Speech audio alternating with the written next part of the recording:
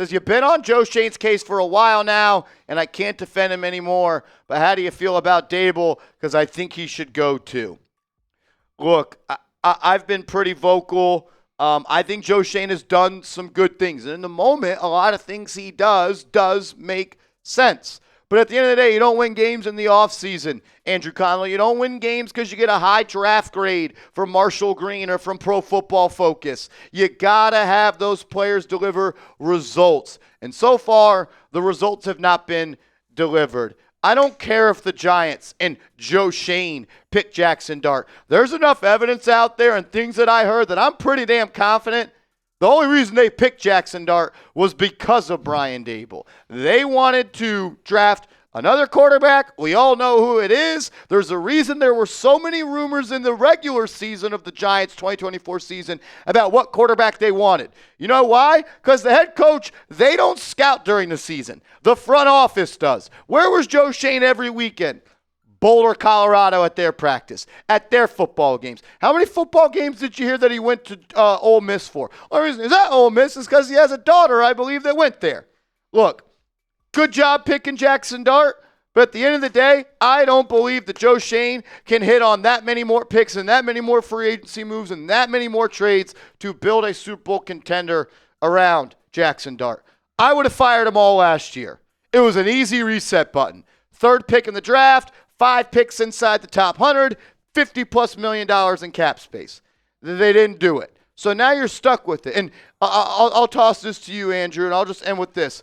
This feeling we have would feel a hell of a lot different if the Giants had a new GM and a new coach with Jaxson Dart playing the way he is in year one. But instead, you have a fourth-year GM, a fourth-year head coach, and I could make the argument the roster is in a worse spot than it was when you took over a roster, didn't do anything in the offseason, and led them to the playoffs. That wasn't a Joe Schoen roster. That was a Dave Gettleman roster, and he sucks too. Yeah. Listen, the results have certainly not been there for Joe Schoen, and like you said, now that the fact that they're in year 4 and Dart's in year 1, it you're on these mixed timelines, and it gives you this conundrum of what to do, because then if you fire them, then you bring in a new regime, and it's like it's not technically the quarterback they drafted, although we've actually talked about this before, that anyone would sign up probably to work with Jaxson Dart the way he's playing already. So kind of just a messy situation, not a clean organizational alignment potentially if they decide to move on from Joe Schoen and Brian Daboll, and then you already have the quarterback, which is a good thing, but you like to always have those things aligned if you can. I'll say this about Joe Schoen. He's very much, I think, like a measured, like analytical thinking and not aggressive. And I think he could be a little more football, just watch it, like have conviction and like the eye test on some guys. But I think the way he looks at things is in a spreadsheet with cap dollar and things like this. And sometimes you just need to watch good football players and pick good football players. He's like, okay, running back, we can't pay running back a lot of money because we need to spend that money on quarterback and edge rusher and all this, and like safety. And you had a good running back and you had a good safety and you let him go. And sometimes it's like, those are just good football players. You want to get as many good football players on your team as possible. Doesn't matter where you pick them or how much you're paying who. You need to think about that. And the Giants front office before did not think about like that at all. They were all the other way and just old school eye tests. So I think Joe Schoen did a good job in bringing the Giants front office maybe into the modern era, but he needs a little more of just football. Think about it from a football perspective and not from a, I don't know what you want to say, spreadsheet analytical. You're 100% on the money. He lives and makes decisions in the spreadsheet. Shout out to Bobby Skinner. He pulled a quote from a Joe Schoen press conference. I believe it was after the year. I couldn't remember if it was before free agency. But he was asked by a reporter, I believe it was Connor Hughes of SNY, of what do you make of all the players that are in your building, that leave your building and have success? And Joe Schoen was like, who in specific? He was like, well, Xavier McKinney, Julian Love, Saquon Barkley, da-da-da-da. And he goes, well, I love Tyler Nubin. Tyler Nubin was in the 99th percentile of rookies that got snaps on defense. Who thinks like that to judge a player that's good? He had 99% of the snaps. He was the only rookie to do that. Tyler Nubin stinks. I watched him get blown by on a poor angle by Saquon Barkley on the first play of the game or second play of the game yesterday. That doesn't tell me he's very good. Do you know what this number is? It's the number of pass breakups that Tyler Nubin has in 22 games in the National Football League. Think about it like this. You had Julian Love at your starting safety and Xavier McKinney at your starting safety when you took over. You let Xavier McKinney walk for nothing. You let Julian Love walk for nothing. And you replace them with a worse safety with almost the same contract in Javon Holland, and you picked Tyler Nubin in round 2, and the reason you got that round 2 pick was you traded Leonard Williams. You turned Leonard Williams, Julian Love, and Xavier McKinney into Javon Holland and Tyler fucking Nubin. Yeah. That's what the model told him. That's what Andrew, he had 99% of the snaps as a rookie. He was the only rookie to do so.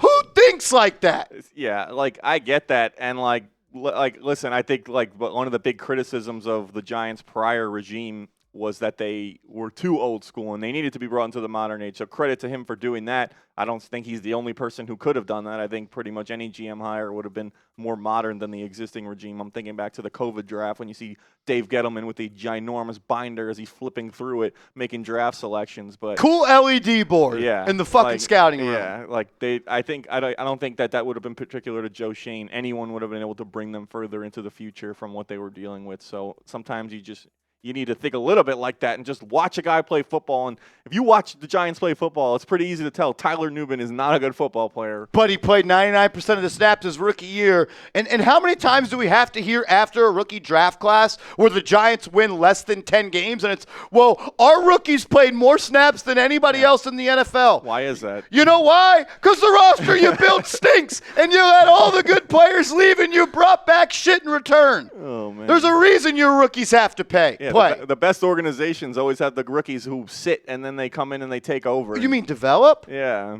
Oh, we don't do that. No, we trade Leonard Williams for a second-round pick to draft a safety to replace the safety that had 10-plus interceptions the year he left us. All pro. Oh, and then a guy like Julian Love becomes a starter and a captain and a beautiful player for the Seattle Seahawks. Yeah, and another thing about Joe Schoen, while we're on the topic, because I don't like to pile on, but I think he made a habit of kind of like lowballing guys on contract extensions, probably like maybe underneath their market value, but trying to get them early. Like Dexter Lawrence, he makes a lot of money, but like you look at some of the contracts that have been signed for guys of his caliber, despite how he's playing this year, was probably a little bit of a low number. Same thing with Andrew Thomas, who agreed to that extension. Probably a low number for the top end of his position market, which I think you'd say both of those guys were. I think they lowballed Julian Love, not that he was a top safety. 2 years, $12 million what and they offered him. He ended up signing the exact same deal with Seattle, just at a principle because the Giants lowballed him. He came back to the Giants and gave him a chance to match, and they said no. Oh, my God. They said no. And we know other famous cases of him doing that as well. So to answer your question, no, I don't think Joe Schoen deserves to keep his job because he stumbled upon Jaxson Dart. A broken clock is right two times every single day. And for Brian Daboll, look, do I think Brian Daboll is an elite head coach? No, I don't really believe so. Do I think that Brian Daboll do I think he can be? I do think he can be a good head coach. Do I love the attitude, the swagger, the confidence, and the will to win that he has? Yes. Do I like the partnership and marriage of Jaxson Dart and Brian Daboll? Yes. But Jaxson Dart's good enough to where he can go get a new head coach next year. I would love for that to be the head coach and the quarterback duo. I like Brian Daboll as a human being. I don't know if he is an elite coach. And in this sport, you need an elite coach. Can he be? I don't know. I hope so. I think so. But I said it last year, and I still believe it to my core. They should have fired both their asses last year. They should have went and hired a new head coach. They should have went out and got a new GM, and they didn't. And now, just this whole season is a picture that is being painted of you refuse to make moves in the offseason, and you are now paying the price. You didn't hire a new GM. Now you're in year 4 of the GM, and it's actually You're 2-6. Again, you didn't hire a new head coach. You're 2-6. You didn't go out and add weapons in free agency. You didn't add weapons via the draft. You brought back 10 of the 11 starters on an offense that had the 31st most points per game scored last year. And guess what? You had little Jordan Humphrey, Bo Collins, and Darius $36 million Slayton as the weapons for your rookie quarterback in his 5th start in the NFL. John Mara is once famously quoted as saying, "We did everything to screw this kid up," and they did. That other guy wasn't talented enough to overcome it. Jaxson Dart is talented enough to overcome it, and they're still screwing this kid up by the moves they refuse to make. But guess what? Their rookies play a lot every single year. Their salary cap sheets are clean, and they don't have any good players, really. The Joe fucking Schoen Giants. And guess what? You're 2-6 or worse for the 8th time in 9 years. Are we all having fun yet? Well, we'll take. I'm not in a good mood. I'm pissed off. I was in a good mood. Then I had to come talk about the New York Giants and this inept franchise run by Joe Schoen. I hope he's only the general manager this year, going into next year, so when I go to the NFL Combine again, I can ask him another question about how shit of a job he's doing. That's where I'm at on this. So to go back to the Super Chat before, what do I think about Brian Daboll? You need to fire the GM, and it is literally organizational malpractice to fire a GM and keep a head coach. Because then you're narrowing your search of a GM of saying, we're only going to hire GMs that want Brian Daboll as the coach. And that makes no sense. So they're a package deal. They've always been a package deal. They came in together. Let's sweep their asses back to Buffalo. Joe Schoen will never be another NFL GM again. That's how bad of a job he's been. And for Brian Daboll, I really like the man, Brian Daboll. I'd love to crush a 6-pack of beers with Dabes tonight and talk football. He knows more football than I ever wish I could know.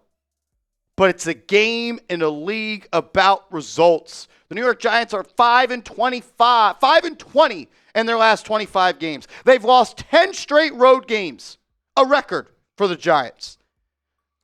Like, if you want to create what's the chart, a Venn diagram with all the different pieces of the pie chart? You want to talk about why they should keep their job versus why they shouldn't keep it? There's a lot more red about why they should be fired than any reason they should keep it. I'll ask everyone in the chat, what's the reason they should keep their jobs? There's one answer, Jaxson Dart. And if the only thing you have, Andrew Connell, in 5 years as a general manager is you picked a rookie quarterback that's had success and he's having to overcome the hurdles of your dog shit roster, that's a problem. Because in year 4, you're supposed to have built the roster to support a rookie quarterback. What the hell were you doing the first 4 years? Oh, I know. Bye-bye Saquon. Bye-bye Xavier McKinney. Bye-bye Julian Love. Bye-bye Leonard Williams. Yep. And I think if you said it without saying what it was, that they only did one thing right in 4 years, everyone would say fire them. And then the only reason you give a second of pause to it is because it's a quarterback position, which just is as important as it is. But like we said, Joe Schoen really doesn't get much responsibility for that. And to your point about, like, if they would fire Schoen and keep Daboll, like, kind of all the goodwill and the attractiveness that would come out of a job by having Jaxson Dart as your quarterback would probably get negated by the fact that GM wouldn't be able to pick their own head coach in terms of looking at how attractive a Giants general manager job would be. So I think keeping them as a package deal is probably the way to go.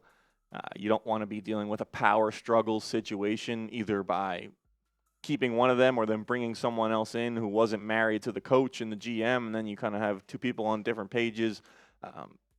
It just doesn't work in most cases across the league. So I think if you get rid of one, you probably got to get rid of both. And I don't know. Right now it's probably looking like, as the results continue to go the way they are, looking like to get rid of them. It's not fair to Jaxson Dart to keep Brian Daboll, and he would vouch for Brian Daboll because he loves that man. Mm-hmm. And you know what? I respect the hell out of that. But it is not fair to the development of Jaxson Dart to keep Joe Schoen employed. Look at the talent around him, and I get it. You lost your star receiver. You lost a 4th-round running back. Look, I think Cam Skattebo is one of the best running backs in the NFL. If your offense is dependent on a rookie 4th-year running back, a rookie 4th-round pick running back in year 4, that's a problem. That's a problem. That's what the Giants have been under Joe Schoen. We rely on one person on offense. First, it was Saquon Barkley. Then it was Malik Nabers. Now it's Cam Skattebo. How about at some point we have a team of playmakers instead of giving Darius Slayton $36 million, who has a $16 million cap hit next year. And if you want to cut him, you know how much money you save? $25,000. You don't save any money. I don't trust Joe Schoen's eye for talent. Why should I? Why should I trust his eye for talent? All the people he's let out, people that he's brought in, his best move as the GM is drafting Jaxson Dart. His second best move as the GM is trading for Brian Burns. Give me the third best move, because I don't know what it is. Yeah. Someone help me know what that is. Extensions don't count. A lot of the other best players on the Giants were already there when Joe Schoen got there. So, task of the day for everyone watching. Third best move of the Joe Schoen era. You don't get credit for picking Malik Nabers. My little sister knew Malik Nabers was the pick at pick 6. You don't get credit for Abdul Carter. Anyone with a pulse knew Abdul Carter was the 3rd overall pick. So tell me what the third best move was. Jaxson Dart 1, Brian Burns 2. Let me know after that. And I see someone in the chat saying draft Cam Skattebo. That's a problem if that's your third best move as a GM in year fucking 4. That's a problem. That's a problem. Micah McFadden in the 5th round. If that's your third best move as a GM, that's a problem. That's why you're 5-20 in your last 25 football games.